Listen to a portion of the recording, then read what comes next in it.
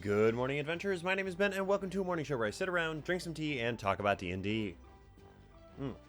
First up for T&D today, we have the Take Me to the Trees camping mug that my fiance has. It's a nice little tin mug. It's I don't know, it's a nice little thing.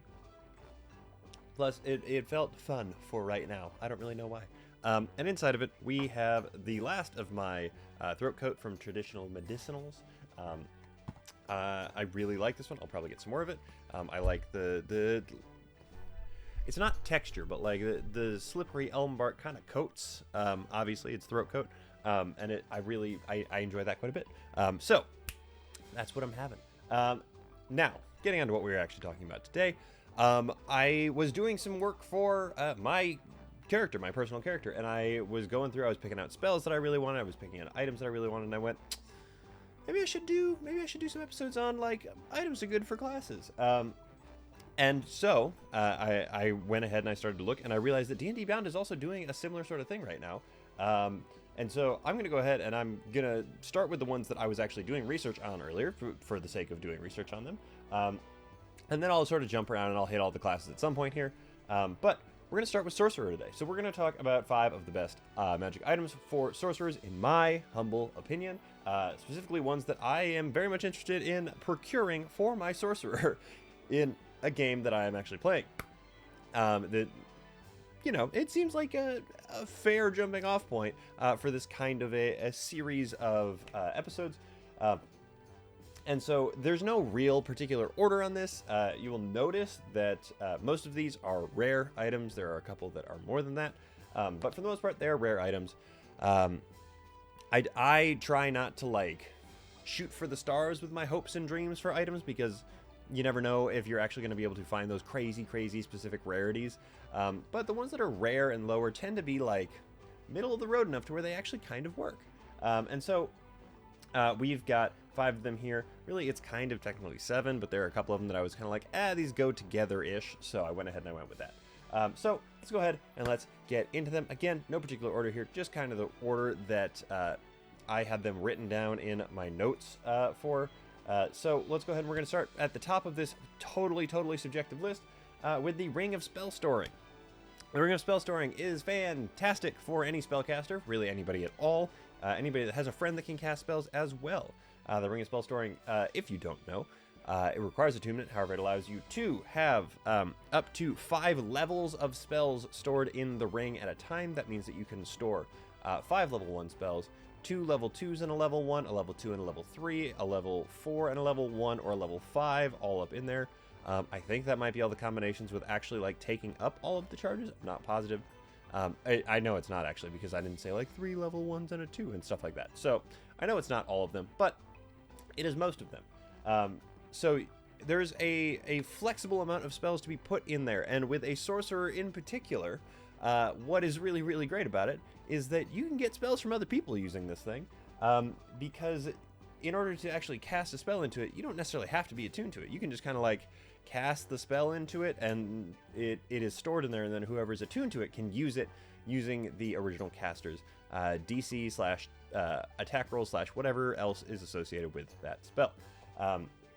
I also really like this item specifically for like martial classes, because if you've got an extra 5th level slot at the end of the day, and if your wizard has an extra 5th level slot at the end of the day, and you're a fighter, and you're like, man, you want to give me a counter spell in here real quick just so I can like have that unlocked, it's always a really good thing to have. And so when you have it with a sorcerer, it allows you to go ahead and stack extra spells in there. It lets you pack some stuff from like other members of your party. So good example, we have a druid in our party. I could get her to cast some of her spells into it, and then I would be able to use it as the sorcerer, utilizing her original casting modifiers.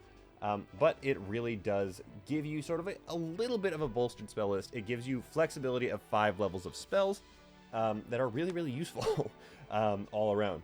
And sorcerers they're built around being flexible, even though they have such a limited spell list to begin with. So the Ring of Spell Storing is definitely one that you're going to want to try and pick up if you can. Moving right along, the Barrier Tattoo. Barrier Tattoo is one of the magic tattoos presented in Tasha's. If you don't know what it is, go check it out. I really, really like it. The uncommon version gives you a base armor class of, it requires attunement. Uncommon version gives you a base armor class of 12 plus your dexterity modifier. Rare version gives you a base armor class of 15 plus your dex up to 2 modifier. And then the very rare, there we go, version gives you a base armor class of 18. So that is obviously very good. It is the equivalent of wearing armor without having to wear armor. And so that is why it is really, really great for your sorcerers of the world, and really any of your casters in particular. Maybe not your clerics if you are a cleric that has, like, you know, heavy armor on it or something else or something like that.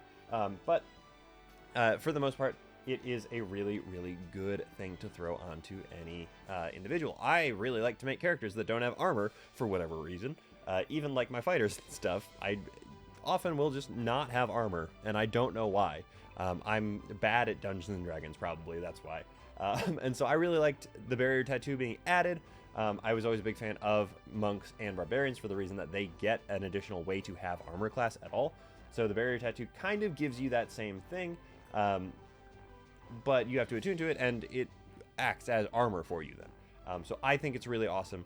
I think that all the magic tattoos are really awesome, and really would recommend any of them for your sorcerer, because again, it is not like a weapon, it is not armor, it is not something that you have to like lug around with you, when traditionally your casters, especially sorcerers, wizards, etc., are the like frail guys who don't really have a whole lot of like bulk. They're not proficient with really any weapons at all. There's a very limited list, and they all kind of suck, to be completely honest.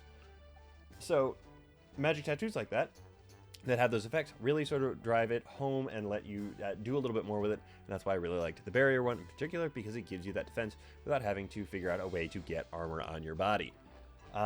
Sliding right on next, we have something else that is in the same vein. It is the Cloak of Protection. Cloak of Protection, also a really, really great defensive item, as you might guess by the name. So the whole deal with the Cloak of Protection is that it buffs both your armor class and all of your saving throws. Why is that good? Well, I don't think I should have to tell you why that's good. The fact that you get a buff to your armor class at all, and the fact that it can stack on top of other things, such as the barrier tattoo, or any small armors that you might be wearing, or any thing like that, because it is a floating modifier. A floating modifier can be added to other stuff, means that you are actually going to be able to get something out of it. If you have a turtle and your armor class is 17, you can throw a Cloak of Protection on it and get that armor class bonus without having to find a way to get armor on you. And then the saving throw bonus that it gives you, saving throw bonuses, always fantastic. Always take those if you can get them. But more specifically, the fact that you get a bonus to all of your saving throws means that you get a bonus to your Constitution saving throws, which means you get a bonus to your concentration checks. And that is really, really great, because sorcerers already have proficiency in Constitution saving throws. There we go. I don't know why I stuck on that word.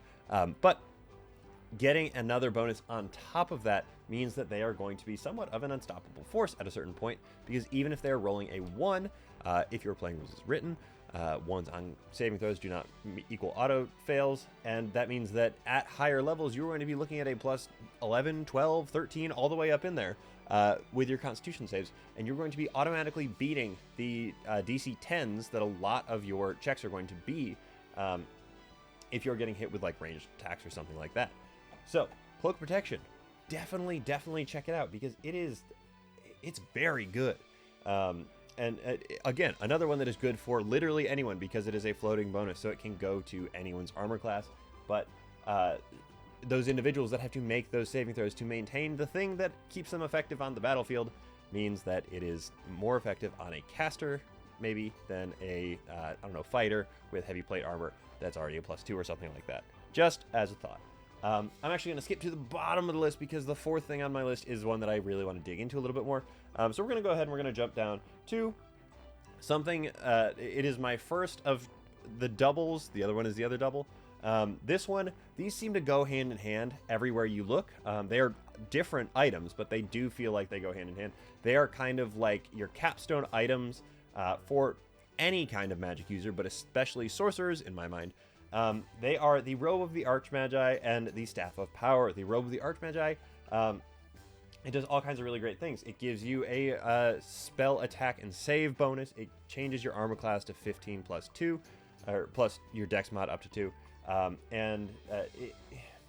It is just, it's so good. It gives you advantage on spells, on saving throws against spells. That's the other thing it does. There we go. That one almost flew out of my head.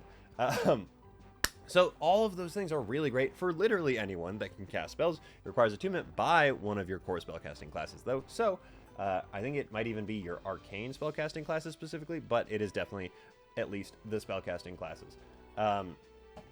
And so you can't give it to your fighter. So this is an item that is geared towards your casters, and in particular, your wizards and your sorcerers are going to be the ones that really, really benefit from this because of the fact that they don't have as much armor class, or as many hit points. So having a higher armor class to make up for that little gap, and having the ability to save a little bit better on some of their stuff is going to really help offset that. But it is hard to make an argument that this is not going to be well used on any individual spellcaster of any sort.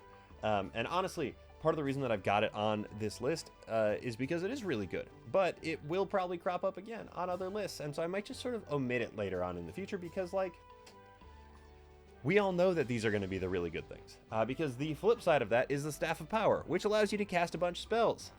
Just like straight up a bunch of spells. For free, not for free really. There's charges in the staff, and you get to spend the charges to cast spells. This one actually is, in my mind, better for the sorcerer specifically because it allows you to go ahead and expand that super limited spell list. I was flipping through the sorcerer subclasses as I was lamenting about the fact that I didn't get bonus spells built in, and I realized that there are only a couple of sorcerer subclasses that actually have expanded spell lists. So having a Staff of Power lets you expand on your spell list in a big bad way that nothing else really will for sorcerers specifically. If you are a wizard, one of the best things you can find is another spell book. It is a treasure trove of scrolls, that kind of thing. But this one is really, really great for the sorcerers because you get things like Cone of Cold, Globe of Invulnerability, and all kinds of other really great sort of like staples. You don't have to spend your spell slots on it, all of the power gets siphoned out of the staff and gets thrown out there. And so you can take some of the more interesting spells that you want to be taking other than Cone of Cold, Globe of Invulnerability, those kind of things that take up precious few, or several of your precious few, there we go, learned spell slots, because quite frankly, you don't have enough of them as a sorcerer. Which brings us to the last item on this list. Again, this is a double. Really, it's kind of like a whole handful of them, but I picked out 2 of them to be the best. They are the planar shards that were presented in Tasha's, that were some of the first actual items that are built specifically for sorcerers. There's another one in Tasha's that is built for a sorcerer. What is it called? The Bloodwell Vial, I think it is, that you can use as it's a whole thing. It's good, but I really think that these shards are head and shoulders above it. The shards, if you don't know, require attunement by a soldier because they create a bunch of different effects that manifest whenever you use meta magic. The 2 of them that I pulled out for this one are the Astral Shard and the Shadowfell Shard. And quite frankly, because I think that those are the 2 best in the game. They have the 2 most potent, beneficial effects for you specifically, and it is mind-blowing to me that they exist in a world where they are just rare items. So, the Astral Shard allows you to, whenever you use meta magic on a spell, teleport 30 feet immediately within up to 30 feet around you. That is effectively a free Misty Step every time you use a meta magic on your spells. That is so incredible because, I mean, I guess I don't really need to explain why it's so incredible, because the ability to just sort of move around like that is so good. It keeps you from getting pinned down as a caster, and if you get pinned down as a caster with no hit points and no armor class, you are in a big batch of trouble, quite frankly. And so it's really great, especially because I pulled it up in front of me here.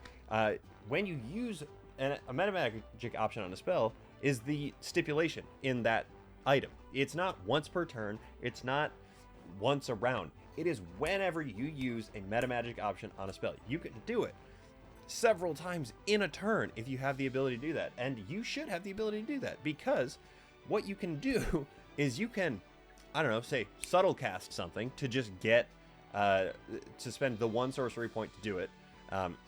Teleport yourself 30 feet. And then you can quicken something as your bonus action to teleport another 30 feet. And so you can be putting distance between you and whatever you are trying to fight at serious pace while you are in the middle of combat, and you are trying to actually do something instead of just get sort of stuck with where you are. And so getting yourself out of those corners is why the Astral Shard is so good. The Shadowfell Shard, on the other hand, is a different beast entirely. It is something that allows you to inflict disadvantage on people when they are the target of your metamagic spell. So again, it's another instance of whenever you use metamagic on something, the effect goes off, and you can curse one of the targets of your spell by choosing an ability that they have, that being strength, dex, con, that kind of thing, and until the end of your next turn, they have disadvantage on ability checks and saving throws that use that ability. What's really great about that? Well, if you're targeting a caster who's concentrating on a spell, you can give them disadvantage on their concentration checks. That's great. What's also great about that? If you are targeting somebody who has to, who is doing something, and you want to, I don't know, give them disadvantage on, say, the saving throw that you are going to be using immediately following whatever you're doing, there you go, because that's a really great time to go ahead and quicken spell one of your cantrips to target that creature, and then go ahead and hit them with your big spell immediately following that. So let's say you are a higher level sorcerer here, and you go ahead and you quicken spell Firebolt or something like that at that barbarian over there who is going to, or the fighter or something like that. And then you give them disadvantage on that dex save or strength save. I can't remember exactly which one it is. And then you hit them on your action with reverse gravity. They then have disadvantage to save against that as you rocket them up in the air or leave them stuck on the ground, because reverse gravity is one of the best spells in the game. I stand by that. So all of those astral shards, not astral shards, planar shards are really fantastic, but especially the astral and the Shadowfell shards.